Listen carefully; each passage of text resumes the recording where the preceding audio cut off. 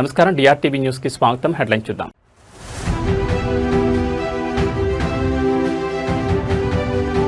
అమరావతిలో కేబినెట్ భేటీ, రాజధాని పనులు పెట్టుబడులపై సీఎం చంద్రబాబు సమీక్ష.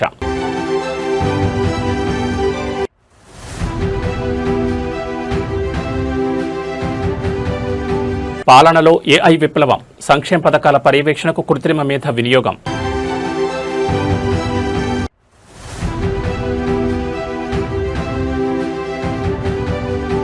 హైదరాబాద్ రోడ్ నెట్వర్క్ పై సీఎం రేవంత్ కీలక నిర్ణయం, అన్ని రోడ్లు ఇక ఒకే వ్యవస్థ పరిధిలోకి.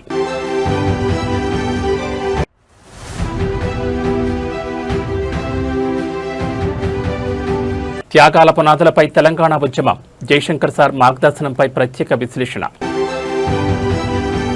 ఇక డీటెయిల్స్ చూస్తే, అమరావతి సచివాలయంలో ముఖ్యమంత్రి నారా చంద్రబాబు నాయుడు అధ్యక్షతన రాష్ట్ర మంత్రివర్గ సమావేశం ప్రారంభమైంది. ఈ కీలక భేటీకి రాష్ట్ర ఉప ముఖ్యమంత్రితో పాటు కేబినెట్ మంత్రులు, వివిధ శాఖల ముఖ్య కార్యదర్శులు మరియు ఉన్నతాధికారులు హాజరయ్యారు.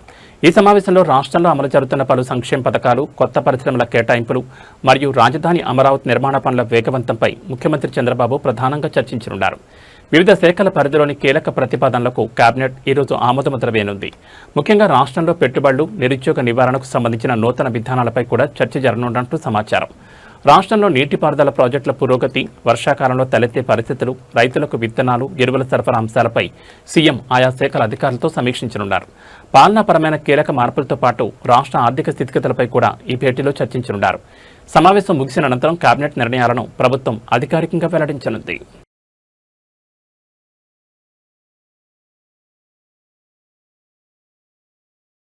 ఆర్టిఫిషియల్ ఇంటెలిజెన్స్ లేదా కృత్రిమ మేధ నేటి ఆధునిక కాలంలో మన దైనందిన పనితీరును, జీవన శైలిని మూలమలుపు తిప్పుతున్న సాంకేతిక విప్లవం. ఏఐ నిత్య జీవితంలో ఒక అసిస్టెంట్లా మారుతుందని, ఈ టెక్నాలజీని మరింత మెరుగ్గా వాడుకోవడంపై దృష్టి సారించాల్సిన సమయం ఆసన్నమైందని నిపుణులు స్పష్టం చేస్తున్నారు. ఏఐ సాంకేతికత కేవలం ఐటీ రంగానికే పరిమితం కాకుండా అన్ని రంగాల్లోనూ తన ముద్ర వేస్తోంది. సంక్లిష్టమైన పనులను వేగవంతం చేయడంతో పాటు వ్యక్తిగత, వృత్తిపరమైన బాధ్యతల్లో ఏఐ అసిస్టెంట్గా వ్యవహరిస్తోంది. ఈ రోజుల్లో ఏఐ టూల్స్ వినియోగాన్ని సమర్థవంతంగా అర్థం చేసుకోవడం ద్వారా సమాచార విశ్లేషణ, నిర్ణయాధికారం మరియు పనిలో నాణ్యత ఊహించని రీతిలో పెరుగుతున్నాయి. మరోవైపు ప్రభుత్వాలు కూడా ఏఐ టెక్నాలజీని పాలనలో వేగంగా భాగస్వామ్యం చేస్తున్నాయి. ప్రభుత్వ సంక్షేమ పథకాలు మధ్యవర్తుల ప్రమేయం లేకుండా నేరుగా అర్హులైన లబ్ధిదారులకు మాత్రమే అందేలా చూడడంలో ఏఐ కీలక పాత్ర పోషిస్తోంది. పథకాల అమలు, పర్యవేక్షణ, అనర్హుల ఏరివేత మరియు పారదర్శకత కోసం ఏఐ ఆధారిత వ్యవస్థలను ప్రభుత్వం విస్తృతంగా వినియోగిస్తోంది. సాంకేతికతను సరిగ్గా వినియోగించుకోవడం ద్వారా సమాజంలో ప్రతి ఒక్కరికి మెరుగైన సేవలు అందుతాయి.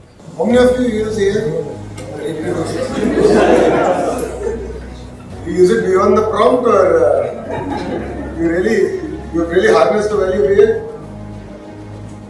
So I've started using AI as my assistant. So it goes through my calendar, prepares summaries, preparatory documents, gives me a week summary of where I spend how much time. So AI is here. AI is going to change the way we're going to work. No second thoughts about it. The question is, are we willing to embrace it, or are we going to resist it? I think this is what we have to. And every industrial revolution has created more jobs than it has always replaced. That's been the case historically. In multiple industrial revolutions, India has resisted change. That is when we lost opportunities. But Industrial Revolution 3, which is the IT revolution, we embraced. So all of you have a job. Similarly, I believe AI is going to be here. AI is going to change the way we want to work. Is government using AI? Absolutely. Is government using AI at 100%? Absolutely not. So I believe that we're just about trying to understand how can we use AI better in governance. So the biggest thing is delivery of welfare. How can I use AI to ensure that the rightful get all the welfare schemes, not people who are already well off or who are in the upper part of the society. How do you ensure that? How can you ensure that the government orders that we give, based on the historical court, legal litigation, that this order will stand the test of time and legal scrutiny. So we have started using AI in that sense. So the governments also have to choose. There's just so many use cases across the world and across different departments. Education itself has so many use cases. I have to choose what are those 20 use cases. I'll give 80% return. And that's where I approach. Thank you. Hyderabad మహానగర భవిష్యత్ రవాణా సౌకర్యాలను మరింత మెరుగుపరిచేందుకు ముఖ్యమంత్రి రేవంత్ రెడ్డి కీలక ఆదేశాలు జారీ చేశారు. రోడ్ నెట్వర్క్ సంబంధించిన అన్ని పనులను ఒకే వ్యవస్థ పరిధిలోకి తీసుకురావాలని స్పష్టం చేశారు.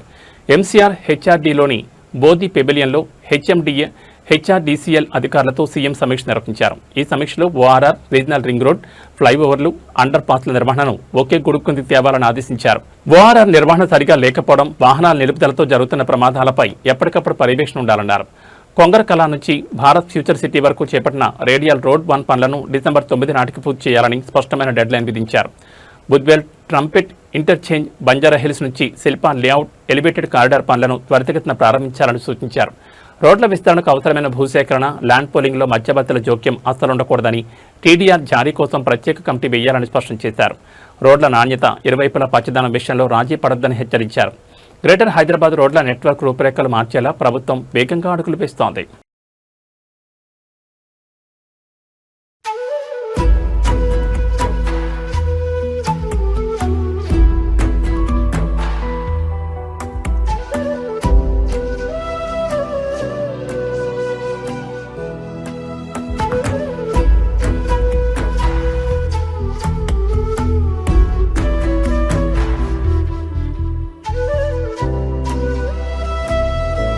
తెలంగాణ రాష్ట్ర సమితి ఆవిర్భావమే పదవీ త్యాగంతో ముడిపడి ఉంది. స్వరాష్ట్ర సాధన కోసం కేసీఆర్ 2006, ఆ తర్వాత 2008లో చేసిన ఆత్మగౌరవ రాజీనామాలు తెలంగాణ ఉద్యమ చరిత్రలో మైలురాళ్లుగా నిలిచిపోయాయి. ఆ సమయంలో ఉద్యమ సిద్ధాంతకర్త ఆచార్య జయశంకర్ సార్ చెప్పిన మార్గదర్శక సూత్రాలు నేటికి ప్రతి ఒక్కరిని ఆలోచింపజేస్తున్నాయి. 2006లో కేసీఆర్ రాజీనామా చేసి మళ్లీ 2008లో వెంటనే వరుస రాజీనామాలకు పిలుపునిచ్చిన సందర్భంలో ఆచార్య జయశంకర్ సార్తో తీవ్రమైన చర్చ జరిగింది. పదే పదే రాజీనామాలు చేయడంపై సందేహాలు వ్యక్తమైనప్పుడు ఉద్యమానికి 3 ప్రధాన పార్శ్యాలుంటాయని జయశంకర్ సార్ ఎంతో స్పష్టంగా వివరించారు. మొదటి దశ భావజాల వ్యాప్తి అయితే, రెండవ దశ ప్రజల ఆందోళన పదమని స్పష్టం చేశారు. ఈ 2 దశలు కలిసి చివరకు బలమైన రాజకీయ శక్తిగా రూపాంతరం చెందుతాయని జయశంకర్ సార్ బోధించారు. కేవలం హక్కుల కోసం యాచించే స్థాయి నుంచి శాసించే స్థాయికి ఎదిగి కేంద్రంలో ఉన్న ఢిల్లీ పీఠం మెడలు వంచి తెలంగాణ రాష్ట్రాన్ని సాధించుకోవడమే తుది లక్ష్యమని ఆ మహనీయుడు మార్గదర్శనం చేశారు. ఆ త్యాగాలే చివరికి ప్రత్యేక తెలంగాణ ఆవిర్భావానికి పునాదిగా మారాయి. త్యాగాలు, పోరాటాల పునాదులపై రూపుదిద్దుకున్న తెలంగాణ ఉద్యమ ప్రస్థానం ఎందరికో ఆదర్శంగా నిలుస్తోంది. ఉప ఎన్నికలకు కేసీఆర్ గారు ఒకసారి కాదు, ఎన్నిసార్లు ఉప ఎన్నికలు వచ్చినాయంటే, ఆ రోజుల్లో ఎన్నిసార్లు రాజీనామా చేసిందంటే తెలంగాణ రాష్ట్ర సమితి అనే పార్టీ పెట్టిన తర్వాత కేసీఆర్ గారు, మీకు తెలుసు, తెలంగాణ రాష్ట్ర సమితి అనే పార్టీ పుట్టడమే పదవీ త్యాగంతో పుట్టింది. డిప్యూటీ స్పీకర్ పదవికి, శాసనసభ్యత్వానికి రాజీనామా చేసి ఉప ఎన్నికను అనివార్యం చేసి ఉప ఎన్నికను ఆహ్వానించి అందులోంచి ప్రజాశక్తిని దేశం మొత్తానికి చూపెట్టింది కేసీఆర్ గారి నాయకత్వం.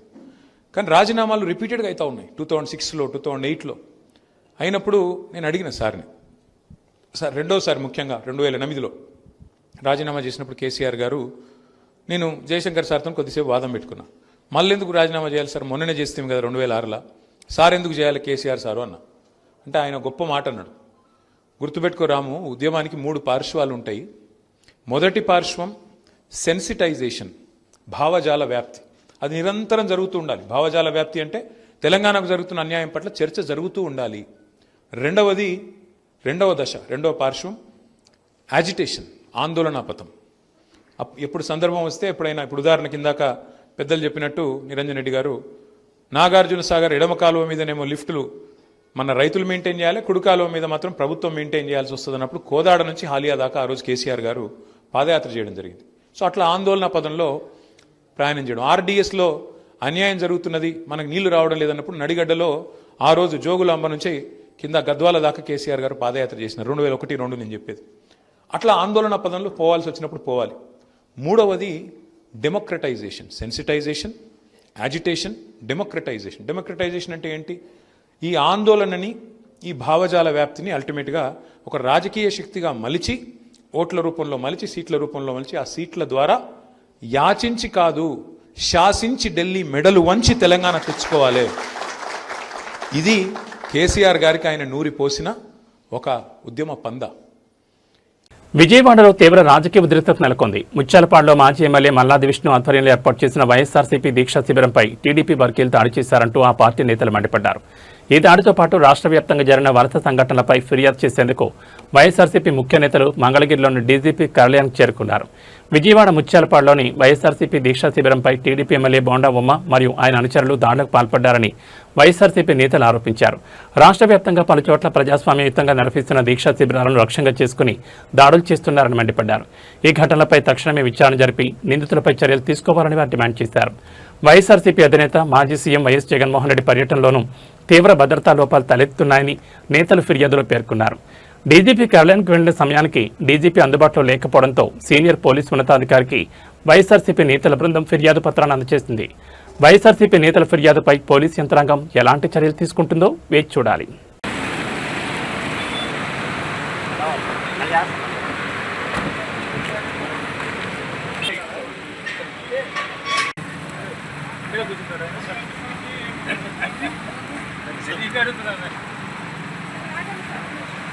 ఏంటమ్మా ఏమగాలి?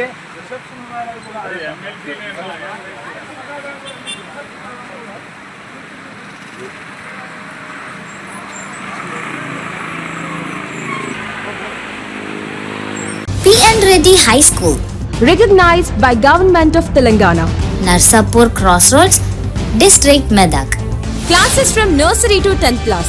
English medium, ప్రశాంత వాతావరణంలో నెలకొని అన్ని వసతులతో ఉన్న విశాలమైన స్వంత భవనం, కాలుష్యరహిత గ్రీన్ క్యాంపస్. అన్ని తరగతుల ప్రజలకు అందుబాటులో సాధారణ ఫీజులు, అత్యున్నత విద్యా ప్రమాణాలు, అసాధారణమైన విజయాలు. మా ప్రత్యేకతలు: నర్సరీ, ఎల్కేజీ, యూకేజీ పిల్లలకు ప్లేవే టీచింగ్ విధానం, round the clock CC camera monitoring, అనుభవం గడించిన ఉపాధ్యాయుల బృందం, కేరళ టీచర్లచే విద్యా బోధన, వసతులతో కూడినటువంటి విశాలమైన తరగతి గదులు, పరిమిత సంఖ్యలో విద్యార్థులు. ప్రతి విద్యార్థిపై ప్రత్యేక శ్రద్ధ చూపుతూ yoga, meditation, spoken English, interactive sessions నిర్వహించబడుతుంది. చదువుతో పాటు కంప్యూటర్ ల్యాబ్, డిజీ ల్యాబ్ ద్వారా టాపిక్ పట్ల అవగాహన కలిగించుట, ఐఐటి ఫౌండేషన్ స్పెషల్ క్లాసెస్ నిర్వహించబడతాయి. ప్రతి ఏటా ఎస్ఎస్సిలో 100% రిజల్ట్ సాధించి ప్రభంజనం సృష్టిస్తున్న విద్యా సంస్థ P.N. Reddy High School. Science lab, science fair, art fair నిర్వహించుట, సాంస్కృతిక కళలు, డాన్స్, డ్రామా, గేమ్స్ నిర్వహించుట మరియు సోషల్ యాక్టివిటీస్లో పార్టిసిపేట్ చేయించుట,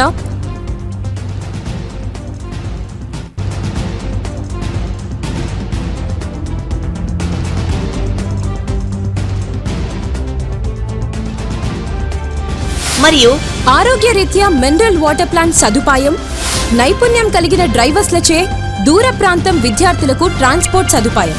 అన్ని వసతులు కలిగిన విద్యా సంస్థను దర్శిద్దాం. మన పిల్లల బంగారు భవిష్యత్తుకు చక్కటి పునాది వేద్దాం. అడ్మిషన్లు ప్రారంభమైనవి. ఇతర వివరాలకు సంప్రదించండి. ప్రిన్సిపల్ కుమారి వైష్ణవి రెడ్డి, కరెస్పాండెంట్ విద్యారత్న మరియు నంది అవార్డుల గ్రహీత శ్రీ P.N. రెడ్డి గారు. Contact cell number 9849501388. నర్సాపూర్ మరియు తూప్రాన్ పరిసర ప్రాంత విద్యార్థులకు మరియు తల్లిదండ్రులకు శుభవార్త. హైదరాబాద్ కార్పొరేట్ కళాశాలలో సుదీర్ఘ బోధనానుభవం గల ఫ్యాకల్టీచే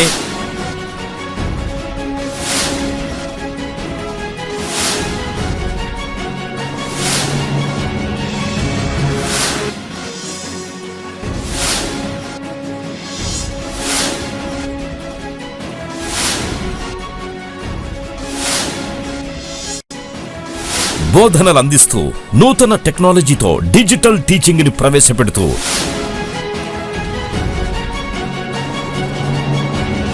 అన్ని విభాగాల్లో ఇంటిగ్రేటెడ్ కోర్సులతో నర్సాపూర్ మరియు తూప్రాన్లలో స్థాపించబడ్డ స్కాలర్ ఐఐటి జూనియర్ కళాశాల. మన స్కాలర్ జూనియర్ కళాశాలలో IIT, JEE, NEET, EAP CET తో పాటు CA foundation, CLAT, CUET, NDA వంటి ఇంటిగ్రేటెడ్ కోర్సులకి ప్రత్యేక శిక్షణ ఇవ్వబడుతుంది. విద్యారంగంలో సుదీర్ఘ అనుభవం గల పి నరసింహారెడ్డి గారి మేనేజ్మెంట్ ఆధ్వర్యంలో నడుస్తున్న నమ్మకమైన విద్యా సంస్థలు స్కాలర్ జూనియర్ కళాశాల నర్సాపూర్ మరియు తూప్రాన్. నాణ్యమైన విద్యా సదుపాయాలతో పాటు ప్రతి విద్యార్థి వ్యక్తిగత అభివృద్ధి కోసం ఫ్యాకల్టీచే నిరంతరం వ్యక్తిగత పర్యవేక్షణ, బాలికలు మరియు బాలురకు ప్రత్యేక హాస్టల్ సదుపాయం, విద్యార్థులకు ఎడ్యుకేషన్ లోన్ సదుపాయం కూడా కలదు. Narsapur branch address police station ఎదురుగా పిఎన్ రెడ్డి హై స్కూల్ ప్రాంగణంలో నర్సాపూర్. అడ్మిషన్స్ కొనసాగుతున్నవి. వివరాల కొరకు బ్రాంచ్ల నంబర్లని సంప్రదించగలరు. Scholar IIT junior college opposite police station Narsapur. సంప్రదించవలసిన ఫోన్ నంబర్లు 9704255697, 9849501388. మీ విజయానికి సరైన గమ్యం స్కాలర్ ఐఐటి జూనియర్ కళాశాల. మీ విజయానికి సరైన గమ్యం. సిద్దిపేట జిల్లాలో మాజీ మంత్రి స్థానిక ఎమ్మెల్యే తన్నీర్ హరీష్ రావు ఆకస్మిక పర్యటన తీవ్ర కలకలం రేపింది. సిద్దిపేట రూరల్ మండలం రాఘవాపూర్లోని విద్యుత్ సబ్స్టేషన్ను ఆయన ఒక్కసారిగా తనిఖీ చేశారు. హరీష్ రావు ఆకస్మికంగా రావడంతో సబ్స్టేషన్లోని సిబ్బంది అధికారులు ఒక్కసారిగా ఆశ్చర్యానికి గురయ్యారు. సబ్స్టేషన్ చేరుకున్న హరీష్ రావు నేరుగా కార్యాలయంలోకి వెళ్లి సబ్స్టేషన్ లాగ్ బుక్ను సుదీర్ఘంగా పరిశీలించారు. ఏ సమయాల్లో విద్యుత్ కోతలు విధించారు, వ్యవసాయానికి మరియు గృహ అవసరాలకు రోజుకి ఎన్ని గంటల పాటు కరెంటు ఇస్తున్నారు, ఏ ఫీడర్లలో ట్రిప్పింగ్లు ఎక్కువగా జరుగుతున్నాయన్న అంశాలపై అధికారులను వివరాలు అడిగి తెలుసుకున్నారు. రైతులకు ప్రజలకు విద్యుత్ సరఫరాలో ఎలాంటి ఇబ్బందులు రాకుండా పక్కాగా వ్యవహరించారని అధికారులను ఆదేశించారు. క్షేత్రస్థాయిలో విద్యుత్ సమస్యల వల్ల పంటలు ఎండిపోకుండా నిరంతర పర్యవేక్షణ ఉండాలని, లోడ్ షెడ్డింగ్ షాక్తో కరెంటు నిలిపివేయొద్దని సూచించారు. హరీష్ రావు ఆకస్మిక తనిఖీతో స్థానిక విద్యుత్ యంత్రాంగం అప్రమత్తమైంది.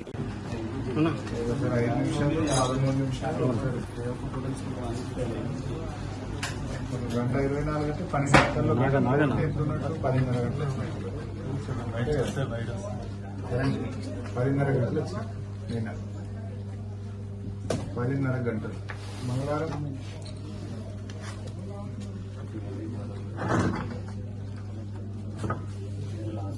ఇంటరప్షన్స్ ఎంత ఉన్నాయి ఇక చూడు.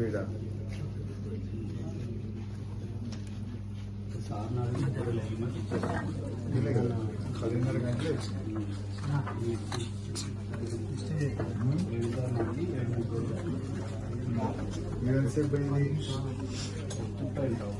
ఎంతసేపు పోయింది?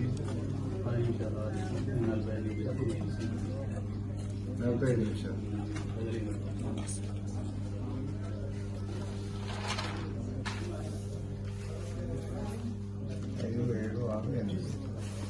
ఎంతసేపు అయింది? 9.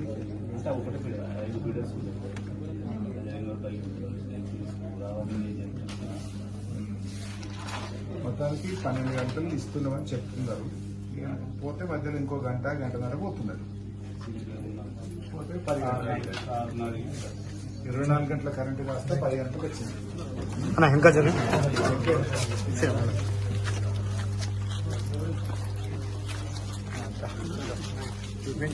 ఈరోజు రాఘవాపూర్ గ్రామ సబ్స్టేషన్ లో సర్ప్రైజ్ విజిట్ చేయడం జరిగింది. ముఖ్యంగా రాఘవాపూర్ గ్రామ రైతులు మాకు నాణ్యమైన కరెంట్ రావడం లేదని, గతంలో 20 నుంచి 24 గంటల కరెంట్ వచ్చేది. కాంగ్రెస్ ప్రభుత్వం వచ్చిన తర్వాత కేవలం 10-12 గంటల కరెంటు మాత్రమే రావడం జరుగుతూ ఉంది. ఇంటరప్షన్స్ ఎక్కువగా ఉన్నాయి. రైతులకు కరెంటు సరిపోవడం లేదని చెప్పి గ్రామ రైతులు అందరూ కూడా చెప్పడం జరుగుతూ ఉంది. సబ్స్టేషన్కి వచ్చి లాగ్ బుక్ వెరిఫై చేస్తే నిన్న బుధవారం రోజు 10 గంటల 30 నిమిషాలు మాత్రమే కరెంటు, 3 ఫేజ్ కరెంటు రైతాంగానికి సరఫరా అయింది. అంటే నిన్న రాఘవాపూర్ సబ్స్టేషన్ పరిధి రైతులకు 10 గంటల 30 నిమిషాలు మాత్రమే కరెంటు వచ్చింది. ఇవాళ రేవంత్ రెడ్డి ప్రభుత్వం చెప్తున్నదేమో 24 గంటల కరెంటు ఇస్తున్నామని, కానీ రైతులకు నిన్న బుధవారం రోజు ఎంతసేపు కరెంటు వచ్చింది అంటే 10:30 గంటల కరెంటు మాత్రమే వచ్చింది. ఒకవైపు కాళేశ్వరం ప్రాజెక్టుతో మా మల్లన్న సాగర్ నింపక, మా రంగనాయక్ సాగర్ నింపకపోవడం వల్ల రాఘవాపురం పెద్ద చెరువుకు ఇవాళ నీళ్లు రాలేదు. నీళ్లు నింపగలిగే అవకాశం ఉండి కూడా ఈ ప్రభుత్వం ఉద్దేశపూర్వకంగా నిర్లక్ష్యం చేసి అటు మల్లన్న సాగర్ నింపక, ఇటు రంగనాయక్ సాగర్ నింపక, కాలువల ద్వారా నీళ్లు విడవక, చెరువులు నింపక, అటు నీళ్లు లేకుండా ప్రభుత్వం ఇబ్బంది చేసింది. సో భూగర్భ జలాల మీదనైనా పంటలు పండించుకుందామన్న రైతులకు ఇవాళ కరెంటు సరఫరా కూడా సరిగా రావడం లేదు. మోటార్లు గాలుతా ఉన్నాయి, ట్రాన్స్ఫార్మర్లు గాలుతా ఉన్నాయి. ఆ ఇచ్చే 3 ఫేజ్ కరెంటు కూడా బాయిల కాడ ఇవాళ పగటి పూటకే పరిమితం చేసినారు. గతంలో సాయంత్రం పూట ఇచ్చినప్పుడు ఎండ ఉండదు కనుక నీళ్లు బాగా పారుతాయి, జారుతాయి, కింది దాకా నీళ్లు జారుతాయి. ఉదయం పూట ఎర్లీ మార్నింగ్ 3:30కి ఇస్తే కూడా ఇంతకు ముందు నీళ్లు బాగా కింది పొలాలకు కూడా జారేటువంటి అవకాశం ఉండేది. కానీ ఇప్పుడు ఎండ వచ్చినాకనే కరెంట్ ఇస్తున్నారు, ఎండబోక ముందే కరెంటు తీసేస్తున్నారు. అంటే పగటి పూట మాత్రమే రైతులకు కరెంటు సరఫరా చేస్తున్నారు. ఒకప్పుడు 24 గంటల కరెంటు ఉండే కేసీఆర్ గారు ఉన్నప్పుడు, కానీ ఇలా కాంగ్రెస్ ప్రభుత్వం వచ్చినాక అది 10 గంటలకు పరిమితం అయిపోతావు. అంటే ఎందుకంటే రేవంత్ రెడ్డి గారు రైతులకు 3 గంటల కరెంటే చాలు, 24 గంటల కరెంట్ ఎందుకు, కేసీఆర్ 24 గంటలు అనవసరంగా ఇస్తున్నాడు అని ఆ రోజు ప్రతిపక్షంలో ఉన్నప్పుడు విమర్శించిండు. ఇవాళ ఆ మాట నిజం చేస్తా ఉన్నాడు. ఇలా నీకు ఏ రైతులను రాసిచ్చిందా 24 గంటలు వద్దని? ఏ రైతులన్నా మాకు కరెంట్ ఎక్కువైందని నీకు రాసిచ్చిందా? ఇలా సబ్స్టేషన్ల ముందు ధర్నాలు చేస్తున్నారు. మాకు నాణ్యమైన కరెంటు కావాలి, 24 గంటల కరెంటు కావాలని ఇవాళ రాష్ట్రం యొక్క రైతాంగం అంతా కూడా కోరుతా ఉన్నారు. ఇవాళ సిద్దిపేట రూరల్ మండల్ రాఘవాపూర్ సబ్స్టేషన్ లో నిన్న 10:30 గంటలు మాత్రమే సరఫరా అయింది. మరి ఇలా విద్యుత్ శాఖ మంత్రి గారు భట్టి గారు కానీ రాష్ట్ర ముఖ్యమంత్రి రేవంత్ రెడ్డి గారిని మేము అడుగుతా ఉన్నాం, మీరు 24 గంటల కరెంటుకు మంగళం పాడినరా? రైతుకు 24 గంటల ఉచిత కరెంటు ఉత్తదేనా? మీరు ఆనాడు కేసీఆర్ గారు ఇచ్చిన 24 గంటల కరెంటును ఎందుకు బంద్ చేస్తున్నారు? ఇలా లాగ్ బుక్ చూస్తే లాగ్ బుక్ రికార్డు ప్రకారమే 10:30 గంటల కరెంట్ వచ్చింది. అంటే ఇలా కేసీఆర్ గారు మంచి కరెంట్ ఇచ్చిండ్రు, మీరు ఇవ్వదలుచుకోలేదా? ఎందుకు రైతుల మీద పగబడుతున్నారు? ఎందుకు రైతుల పట్ల మీకు ఈ కక్ష? ఎందుకు 10:30 గంటల కరెంటు మాత్రమే సరఫరా అవుతుంది అని మేము అడుగుతా ఉన్నాం. పార్వతీపురం మన్యం జిల్లాలో విద్యాశాఖ అధికారుల నిర్లక్ష్యం, ఉపాధ్యాయుల తీరుపై ప్రజలు తీవ్ర ఆగ్రహం వ్యక్తం చేస్తున్నారు. కుంతేసులోని ఎంపీపీ ప్రాథమిక మోడల్ పాఠశాలకు విద్యార్థులు వారి తల్లిదండ్రులు కలిసి తాళం వేసి ఆందోళన దిగడం స్థానికంగా తీవ్ర కలకలం రేపింది. పాఠశాలలో విధులు నిర్వర్తించాల్సిన ఉపాధ్యాయులు సక్రమంగా బడికి హాజరు కావడం లేదని విద్యార్థుల తల్లిదండ్రులు ఆరోపిస్తున్నారు. కొందరు ఉపాధ్యాయులు ఏకంగా మద్యం తాగి పాఠశాలకు వస్తూ విద్యార్థుల భవిష్యత్తుతో చెలగాటమాడుతున్నారని తీవ్రస్థాయిలో మండిపడ్డారు. పవిత్రమైన దేవాలయం లాంటి బడిలో ఇలాంటి బాధ్యతారాహిత్య ప్రవర్తనపై గ్రామానికి చెందిన తల్లిదండ్రులు ఆగ్రహం వ్యక్తం చేశారు. సక్రమంగా రాని మద్యం తాగి వస్తున్న ఉపాధ్యాయులపై వెంటనే ఉన్నతాధికారులు సమగ్ర విచారణ జరిపి కఠిన చర్యలు తీసుకోవాలని డిమాండ్ చేశారు.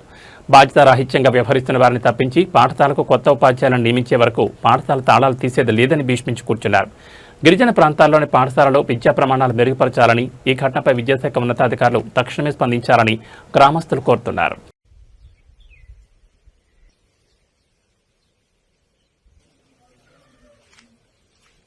ఇది పరిష్కారం చేసి రేపటి నుంచి ఈ టీచర్ని మార్చి కొత్తగా మన టీచర్ని ఇక్కడ నియమించాలనేది నేను కోరుకుంటున్నాను. ఇది మాత్రం నిజంగా చెప్తున్నాము. ఈ దీనితో ఇది ప్రారంభం మాత్రమే, ముగింపు ఎప్పుడు కూడా కాదు.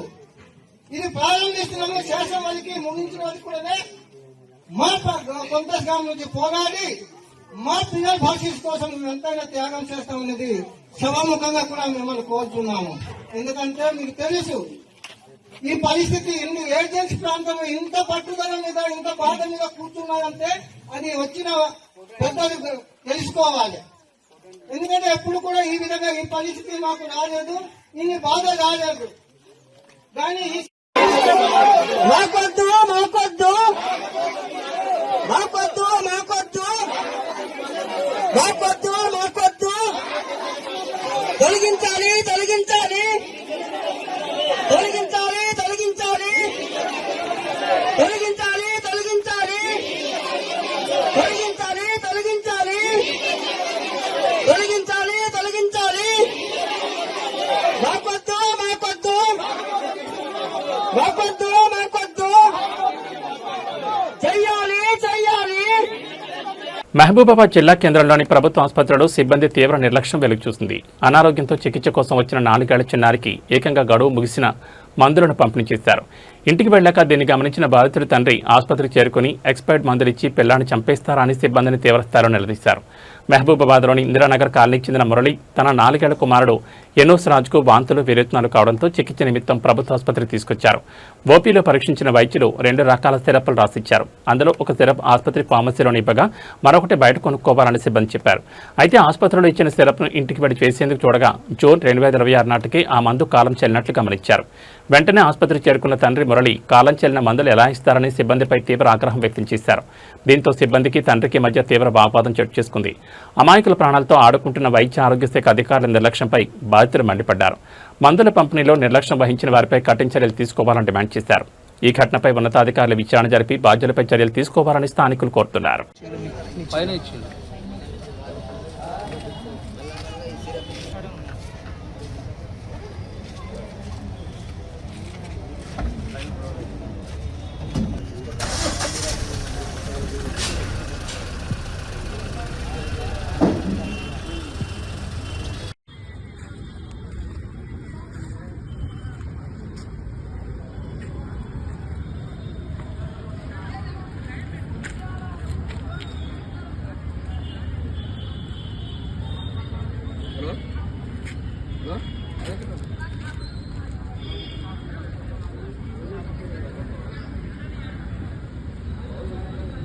గుజరాత్ రాష్ట్రంలో ఒక అత్యంత అరుదైన అబ్బురపరిచే వింత ఘటన వెలుగు చూస్తుంది.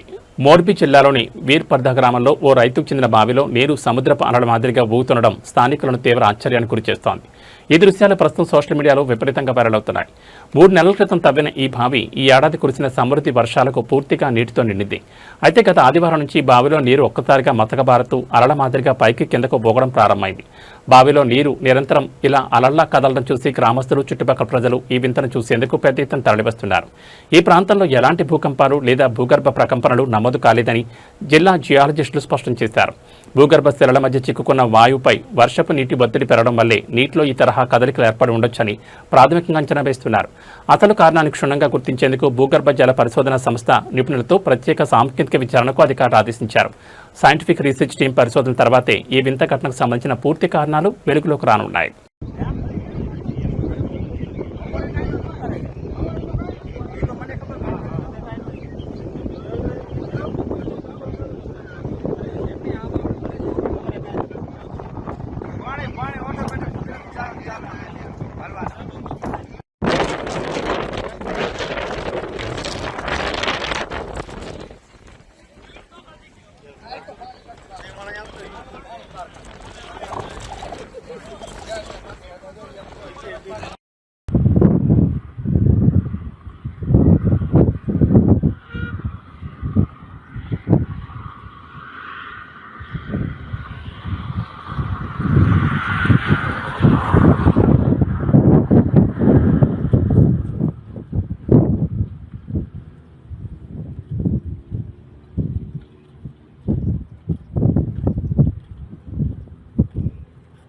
తాండూరులోని ప్రధాన నగల దుకాణానికి కస్టమర్ల ముసుగులో 5 వ్యక్తులు వచ్చారు.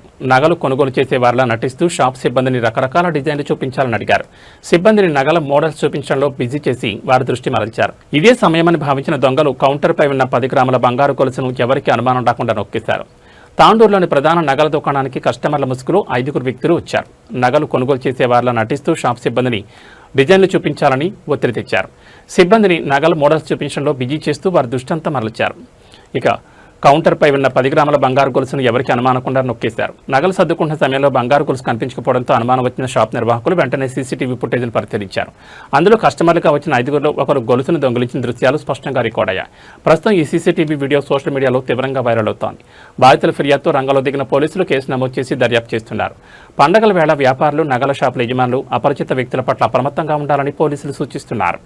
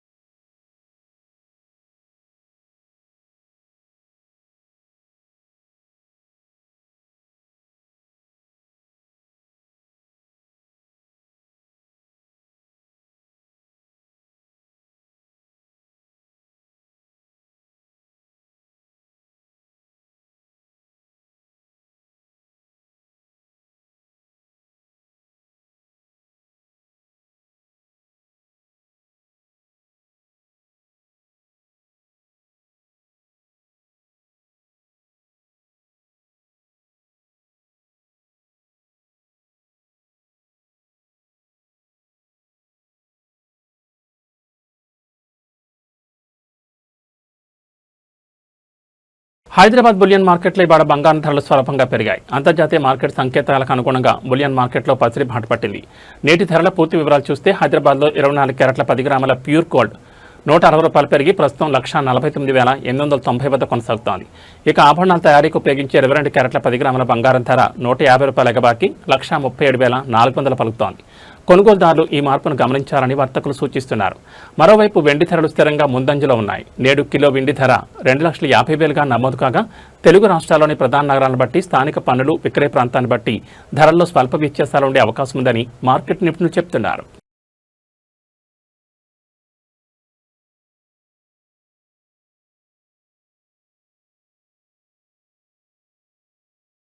తెలంగాణ ప్రజలకు వాతావరణ శాఖ బిగ్ అలర్ట్ జారీ చేసింది. రాష్ట్రంలోని పలు జిల్లాల్లో రానున్న 1-2 గంటల్లో మోస్తరు నుంచి భారీ వర్షాలు కురిసే అవకాశం ఉందని హైదరాబాద్ వాతావరణ కేంద్రం వెల్లడించింది.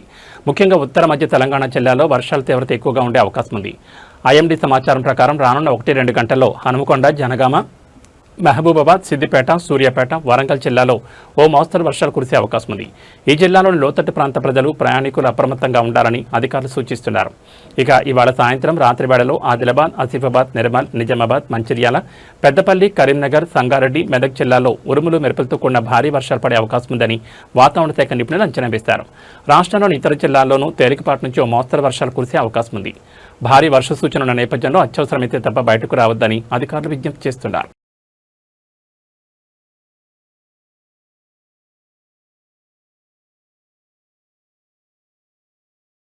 ఏబీ బులెటిన్ విశేషాలు. నమస్కారం.